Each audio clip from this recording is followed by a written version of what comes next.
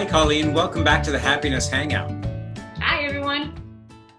Today, we're going to talk about something that I know is really important to me, and that is really, how do you stop your dog from begging?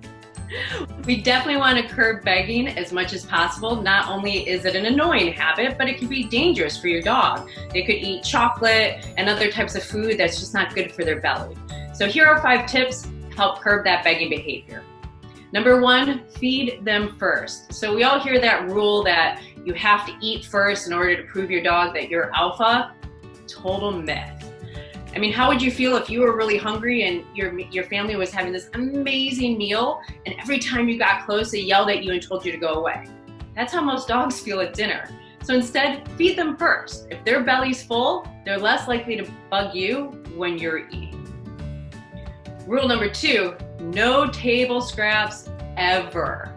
If you give your dog a table scrap every once in a while, it's just going to teach them to beg. They'll think, oh, Dad's having chicken. Do you remember last month? He gave me a piece of chicken. Maybe it'll happen again. But if you just can't resist those kind of fluffy, cute little eyes, then I do something what I call Fido's plate. And Fido's plate is a plate you put on the table. And every time you look over at your pup and you're like, oh my gosh, so cute, he would totally love this, you take that scrap and you put it on the plate on the table instead. After mealtime is over, take half of those scraps, throw them in the trash, and then the other half you can give to Fido in his bowl. Tip number 3, teach them to go to a spot that's away from the dining table. So I put them on leash, take them over to their dog bed, say spot. As long as they're on there, they get lots of love and praise. If they step off, I just use the leash to redirect them back on. Normally after about 2 to 3 weeks of practice, your dog will learn to stay on spot when you say the word spot. And then you can put them there during dinner time. Just remember, during dinner, every once in a while, get up, go praise them, go pet them, or even toss a dog treat at them from the dinner table. And what they'll learn is the best place in the world to be during mealtime is on their bed and away from the table.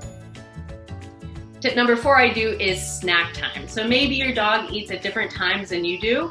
And if that's the case, give them something to do during dinner time. An interactive toy, or what I love are knuckle bones. Knuckle bones are super yummy and it will keep the dog occupied. If this is something they only get when you're eating, they're never gonna bother you again. Final tip, an ounce of prevention, right? Sometimes that is just the best option. So if you have a food hound, if you have a young puppy, or if mealtime in your house is just crazy time, then the best thing for you and your pup is just put them in the crate and remove them totally from that situation. That's great. Those tips are so helpful. Hey, quick question for you. You mentioned knuckle bones. What might be some other treats that you can give a dog to keep them busy?